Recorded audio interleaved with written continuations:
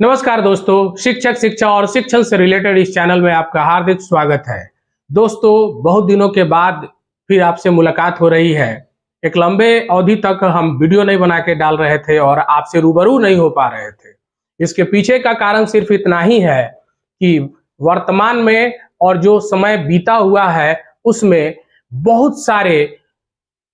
उल्टा पलटी आदेशों पे आदेशों का हो रहा है, जिसके वजह से कुछ भी स्पष्ट बोल पाना लगभग नामुमकिन सा हो जाता है।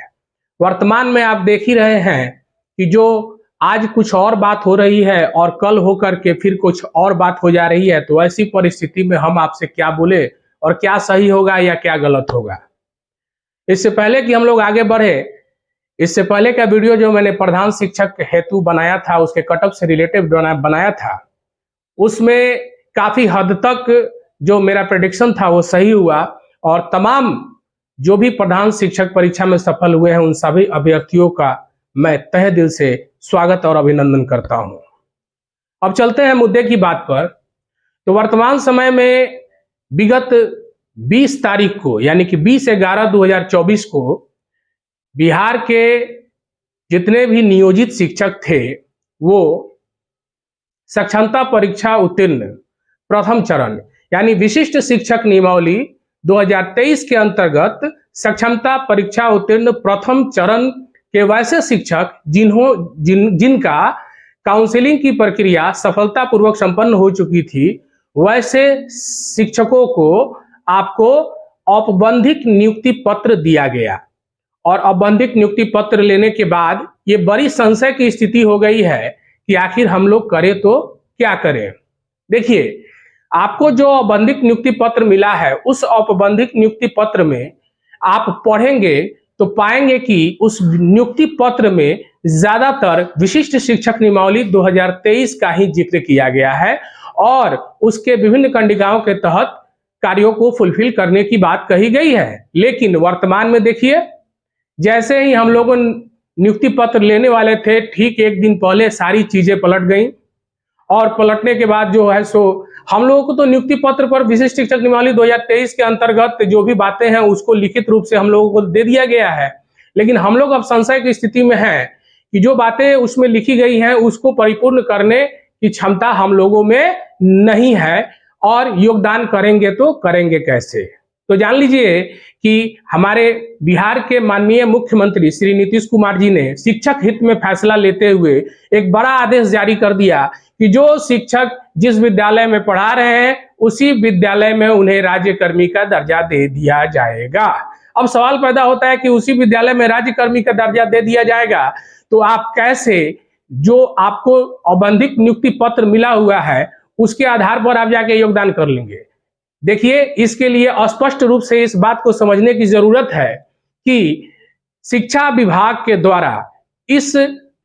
आशय में एक अलग से विस्तृत दिशा निर्देश जारी किया जाएगा और उस विस्तृत दिशा निर्देश के आलोक में ही आप अपने ही विद्यालय में राज्यकर्मी के रूप में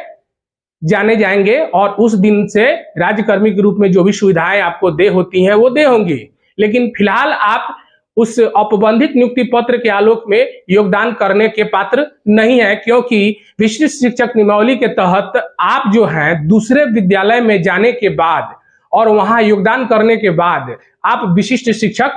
कहलाते। लेकिन वैसी परिस्थिति तो हुई नहीं। माननीय मुख्यमंत्री जी ने सारी बातों को दरकिनार कर दिया और जो शिक्षक जिस विद्यालय में पढ़ा रहे थे उसी विद्यालय में उनको राज्यकर्मी का दर्जा दे दिया जाएगा। और इस हेतु 1729 नंबर पत्रांक लेटर नंबर का जो जिक्र किया गया है और उसी लेटर के जो ट्रांसफर और पोस्टिंग से रिलेटेड है, उसी लेटर का जिक्र करते हुए ये बात कही गई थी कि नए विद्यालय में उसके अनुसार आपका पदस्थापना किया जाएगा और पदस्थापना होने के बाद वहां जब आप जब योगदान करेंगे तो उस दिन से आप विशिष्ट शिक्षक कहलाएंगे। लेकिन उस 1729 नंबर पत्र को क्या किया गया, रद्द कर दिया गया। यानी कि ट्रांसफर पोस्टिंग की जो प्रक्रिया थी और लगभग बहुत सारे लोग उसमें आवेदन कर दिए हुए थे, जहां तक सुनने में आ रहा है कि 2.5 लाख से ऊपर लोग आवेदन कर दिए थे। तो ऐसी परिस्थिति में उसको रद्द कर दिया गया और रद्द करने के बाद सारी चीजों की जानकारी आपको भली भांति है कि रद्द करने के बाद पुनः से वैसे शिक्षक जो ट्रांसफर पोस्टिंग चाहते हैं, विशेष आवश्यकता वाले शिक्षक, वो विशेष आवश्यकता वाले जो शिक्षक हैं जिनको ट्रांसफर पोस्टिंग की जरूरत है, तो उनके लिए हमारे शिक्षा विभाग के अपर मुख्य सचिव आदरणीय एस सिद्धार्थ महोदय जी के द्वारा मैं न्यूज 18 के संपादक रजनीश रंजन जी के द्वारा उनका इंटरव्यू चल रहा था, उसमें मैं बहुत सारी बातों को सुना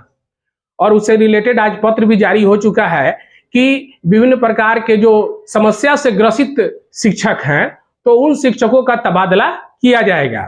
तो देखिए, अभी इस बात को समझ लेने की जरूरत है कि हम लोगों को जो औपबंधिक नियुक्ति पत्र मिल चुका है तो उस औपबंधिक नियुक्ति पत्र को हम लोग लेकर के रखें और शिक्षा विभाग के द्वारा स्पष्ट दिशा निर्देश जारी होने के बाद ही हम उस पर आगे की कार्रवाई करेंगे। हमें जैसा आदेश मिलेगा हम उस तरीके से अपना कार्य आगे करते जाएंगे।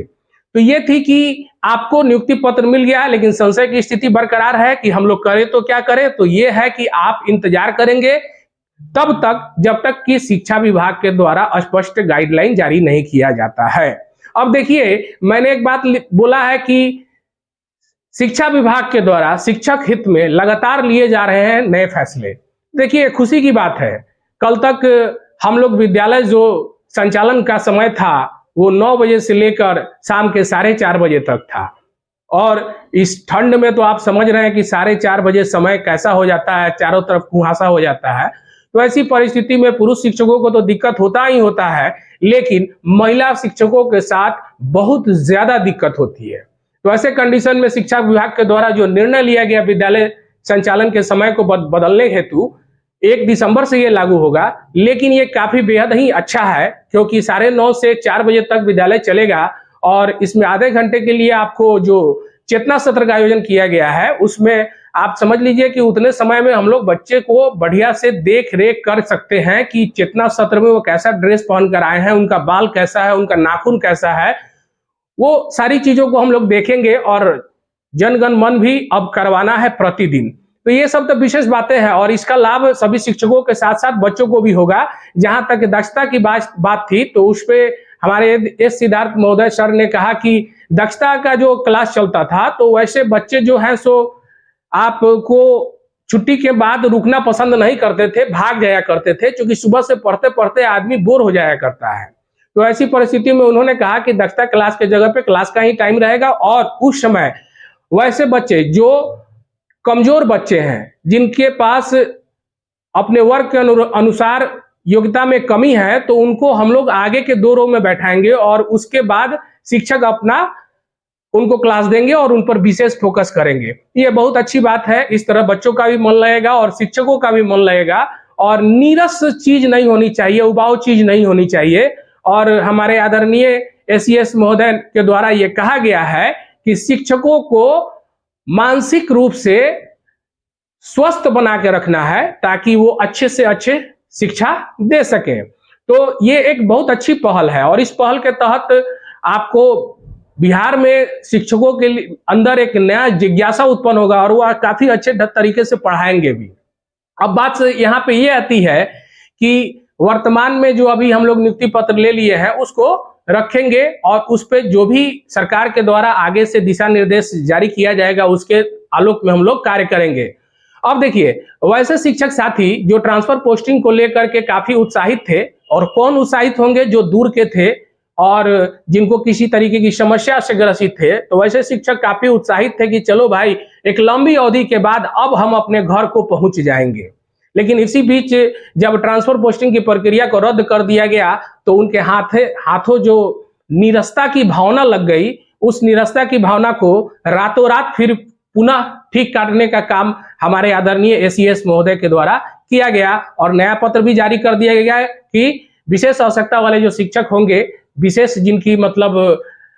स्थिति जो है वो ट्रांसफर पोस्टिंग के लेने के लिए काफी ज्यादा जरूरी है, तो वैसे शिक्षकों के लिए ट्रांसफर पोस्टिंग की नई प्रक्रिया लागू हुई है और उसमें वही लोग सम्मिलित होंगे या वही लोग अपना आवेदन करेंगे जिनको ट्रांसफर पोस्टिंग चाहिए, उनको आवश्यकता है ट्रांसफर पोस्टिंग की। तो उसमें भी क्राइटेरिया दिया गया है और उसमें ये जो बात समझ लीजिए कि उसमें जो है सो बीपीएससी शिक्षक और सक्षमता पास शिक्षक सभी लोग अपने अगर चाह रहे हैं कि मेरा ट्रांसफर, उनको अगर चाहिए कि उनका ट्रांसफर पोस्टिंग हो, तो वो इस शिक्षक कोर्स पे जाकर के अप्लाई करेंगे। उसमें जो है सो वही बात जो पुराने वाले में थी, ट्रांसफर पोस्टिंग की प्रक्रिया में, वही सारी बातें इसमें भी है, लेकिन इसमें जो अलग से, जैसे दिव्यांग हैं, असाध्य रोग वाले हैं, गंभीर बीमारी से ग्रसित हैं, विभिन्न प्रकार के मानसिक प्रॉब्लम से ग्रसित हैं, तो वैसे लोगों के साथ साथ विधवा है, पति पत्नी जो शिक्षक में है उनके लिए है। तो इसमें जो है सो उन सारी बातों को समायोजित तो किया गया है। साथ ही एक बात उसमें जोड़ा गया है कि वर्तमान पदस्थापना और आप ऐच्छिक स्थानांतरण जहां चाहते हैं और वहां से आपकी पदस्थापना की दूरी कितनी है, उस दूरी के आधार पर भी आप पर विचार किया जाएगा। अगर आपकी दूरी ज्यादा होगी तो ये प्रयास किया जाएगा कि आप अपने नजदीक आ जाएं। तो इस तरीके से एसीएस महोदय के द्वारा ये बड़ा अच्छा कदम उठाया गया है। इससे निरस्ता की भावना जो विभिन्न शिक्षकों में लगी हुई थी, वो सारी भावनाएं दूर हो जाएंगी और सभी शिक्षकों को एक नया संजीवनी बूटी मिलेगा शिक्षा प्रदान करने हेतु। तो ये महत्वपूर्ण बातें थी जो विभिन्न प्रकार से सामने आ रही हैं। और राज्यकर्मी के रूप में जो शिक्षक अगर नहीं चाहते हैं ट्रांसफर पोस्टिंग, तो फिलहाल अपने ही स्कूल में वो राज्यकर्मी बना दिए जाएंगे। लेकिन 5 सक्षमता परीक्षा संपन्न होने के बाद हो सकता है कि सबों का ट्रांसफर पोस्टिंग किया जाए, या हो सकता है नहीं भी किया जाए। लेकिन वर्तमान में जो भी है वो बड़ा अच्छा है। हम लोग जो शिक्षक जहां रहना चाहते हैं वहां रहें, जिनको ट्रांसफर पोस्टिंग चाहिए उनको ट्रांसफर पोस्टिंग मिल रही है। और साथ ही साथ विद्यालय संचालन का जो लंबी अवधि से ये चल रही थी रूपरेखा कि नहीं बहुत दिक्कत हो रहा है, तो वो भी, उसमें भी बहुत सारा संशोधन कर दिया गया और काफी अच्छा हो गया। इससे बेहतर की कल्पना नहीं की जा सकती है। और इन सभी चीजों को देखते हुए मैं तो एक ही बात बोलूंगा कि वर्तमान में शिक्षा विभाग द्वारा शिक्षक हित में विभिन्न फैसले लिए जा रहे हैं जो स्वागत योग्य हैं, और उन फैसलों का स्वागत करते हुए हमें भी शिक्षा विभाग के साथ कदम से कदम मिलाकर एक गुणवत्तापूर्ण शिक्षा देने हेतु तत्पर रहना चाहिए। इसी के साथ मैं अपने वाणी को विराम देता हूं। नेक्स्ट वीडियो में फिर मिलूंगा, तब तक के लिए थैंक यू, धन्यवाद।